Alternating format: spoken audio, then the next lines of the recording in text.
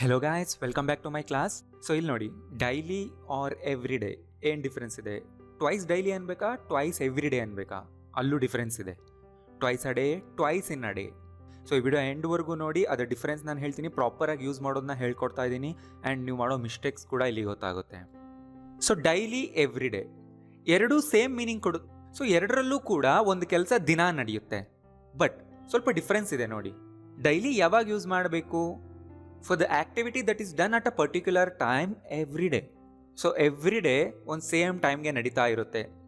ನಿಮ್ಮ ಕೆಲಸ ಆಗಿರ್ಬೋದು, ಡ್ಯೂಟಿ, ಅದು ನೀವು ಮಾಡಲೇಬೇಕಾಗಿರೋದು ಒಂದು ರೀತಿ ಫಿಕ್ಸ್ಡ್ ಶೆಡ್ಯೂಲ್ ಇರುತ್ತೆ. ಅದು ಆ ಟೈಮ್ಗೆ ಅದು ಆಗೇ ಆಗುತ್ತೆ, ರೆಗ್ಯುಲರ್ ಬೇಸಿಸ್ನಲ್ಲಿ ಆಗ್ತಾ ಇರುತ್ತೆ.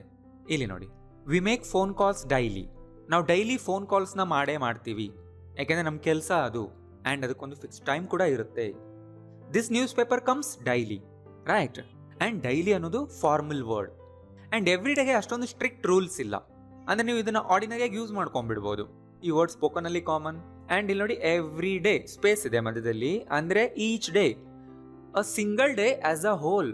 ನಾವು 24 ಅವರ್ಸ್ನ ಕಂಪ್ಲೀಟಾಗಿ ಹೋಲ್ ಆಗಿ ತಗೊಂಡು ಮಾತಾಡಿದ್ರೆ ಅವಾಗ ನಾವು ಎವ್ರಿ ಡೇ ಅನ್ನೋದನ್ನು ಯೂಸ್ ಮಾಡ್ತೀವಿ. Anything that happens at least once every day at any time. ಯಾವುದಾದ್ರೂ ಟೈಮಲ್ಲಿ ಆಗ್ಬೋದು 24 ಅವರ್ಸ್ನಲ್ಲಿ, ರೈಟ್? ಆ ಥರ ಆಗ್ತಾ ಇದೆ. ಆ್ಯಂಡ್ ಅದು ಮಾಡಲೇಬೇಕು ಅಂತ ನಿಮ್ಮ ಮೇಲೆ ಏನು ಕಂಪಲ್ಷನ್ ಇಲ್ಲ. ಬಟ್ ನೀವು ಮಾಡ್ತಾ ಇದ್ರೆ ಹೇಳಿ, I do it every day ಅಂತ. ಬಟ್ ಯಾವುದಾದ್ರೂ ಟೈಮಲ್ಲಿ ನೀವು ಅದನ್ನು ಮಾಡಬಹುದು. ಆ್ಯಂಡ್ 24 ಅವರ್ಸ್ನ ಆ್ಯಸ್ ಅ ಹೋಲ್ ಟೈಮ್ ಆಗಿ ತೊಗೊಂಡ್ರೆ ನಾವು ಅದನ್ನು ಎವ್ರಿ ಡೇ ಅಂತ ಕರಿತೀವಿ. ಇಲ್ಲಿ ನೋಡಿ, I have problems every day. ಪ್ರತಿದಿನ ನನಗೇನಾದರೂ ಒಂದು ಪ್ರಾಬ್ಲಮ್ಸ್ ಬರ್ತಾನೆ ಇರುತ್ತೆ. ಬಟ್ ಈ ಥರ ಹೇಳಲ್ವಲ್ಲ, ಐ ಹ್ಯಾವ್ ಪ್ರಾಬ್ಲಮ್ಸ್ ಡೈಲಿ ಅಂತ. ಅದೊಂದು ಫಿಕ್ಸ್ಡ್ ರೊಟೀನ್ ತೋರಿಸುತ್ತೆ, ಡ್ಯೂಟಿ ತೋರಿಸುತ್ತೆ, ರೆಗ್ಯುಲರ್ ಬೇಸಿಸ್ನಲ್ಲಿ ಆಗೋದು ತೋರಿಸುತ್ತೆ ಡೈಲಿ ಅನ್ನೋ ವರ್ಡ್. ಬಟ್ ಇಲ್ಲ, ಆ ಥರ ಇಲ್ಲ ಅಲ್ವಾ? I watch TV every day ಅಂದರೆ ಅರ್ಥ ನೋಡೋ ಕಂಪಲ್ಷನ್ ಏನಿಲ್ಲ, ಬಟ್ ನಾನು ದಿನ ನೋಡ್ತೀನಿ, ಯಾವ ಟೈಮಲ್ಲಾದರೂ ನೋಡ್ತೀನಿ. I talk to him every day ಅಂದರೆ ನಾನು ಪ್ರತಿದಿನ ಮಾತಾಡ್ತೀನಿ, ರೈಟ್? ಕಂಪಲ್ಷನ್ ಇಲ್ಲ, ಬಟ್ ನಾನು ಅದನ್ನು ಮಾಡ್ತೀನಿ, ಯಾವ ಟೈಮಲ್ಲಾದರೂ ಮಾಡ್ತೀನಿ. ಆ್ಯಂಡ್ ಕೆಲವು ಸರಿ ನಾನು ಮಿಸ್ ಕೂಡ ಮಾಡಬಹುದು. Every day is a precious day. ನೋಡಿ, ಇಲ್ಲೆಲ್ಲ ಕಡೆ ಹೇಗೆ ಆ್ಯಸ್ ಅ ಹೋಲ್ ಆಗಿ ನಾವು ತೊಗೊಂಡಿದ್ದೀವಿ ಒಂದು ಸಿಂಗಲ್ ಡೇನ, ರೈಟ್? ಈಗ ಡಿಫ್ರೆನ್ಸ್ ಗೊತ್ತಾಯ್ತಲ್ಲ? ಬಟ್ ಎರಡರಲ್ಲೂ ಕೆಲಸ ಪ್ರತಿದಿನ ನಡೆಯುತ್ತೆ, ಅದೊಂದೇ ಕಾಮನ್ ಥಿಂಗ್.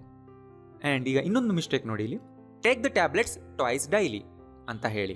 ಸೊ ಟ್ವೈಸ್ ಅನ್ನೋದು ಅಡ್ವರ್ಬ್, ಡೈಲಿ ಅನ್ನೋದು ಕೂಡ ಅಡ್ವರ್ಬ್. ಕೆಲಸ ಹೇಗೆ ನಡಿಬೇಕು ಅನ್ನೋದನ್ನ ತೋರಿಸುತ್ತೆ.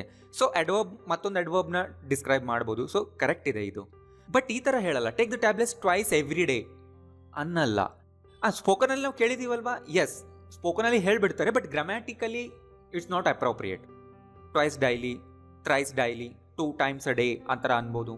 ಎಸ್, ಇದು ಕೂಡ correct. Take the tablets twice a day ಅನ್ಬೋದು. I wash my face thrice a day ಅನ್ಬೋದು. ಏನು ತೋರಿಸ್ತಾ ಇದೆ? ಫ್ರೀಕ್ವೆನ್ಸಿ ತೋರಿಸ್ತಿದೆ.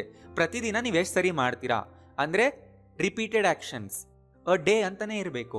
ಬಟ್ ಈ ಥರ ಹೇಳಿದ್ರೆ ನೋಡಿ, ಇಲ್ಲಿ I wash my face thrice in a day.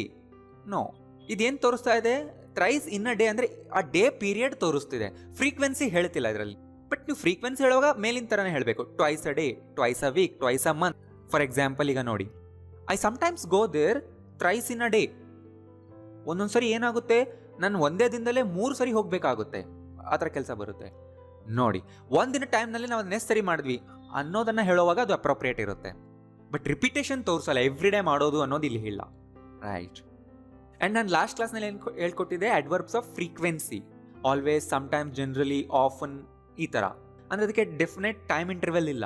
But ಈಗ ಹೇಳೋದು ಡೆಫಿನೆಟ್ ಟೈಮ್ ಇಂಟರ್ವೆಲ್ ಇದೆ ಅಂತ ಅಡ್ವರ್ಬ್ಗಳಿದ್ದಾವೆ ಕೆಲವು. ಅವನ್ನ ನೀವು ಚೆನ್ನಾಗಿ ಯೂಸ್ ಮಾಡೋದು ಕಲಿಬೇಕು. ಇಲ್ಲಿ ನೋಡಿ, every day, every morning, every noon, every evening, every night, weekly, monthly, yearly, annually, Sundays, every Sunday, every 2 weeks, once a day, once a week, once a month, once a year, or twice a day, twice a week, right?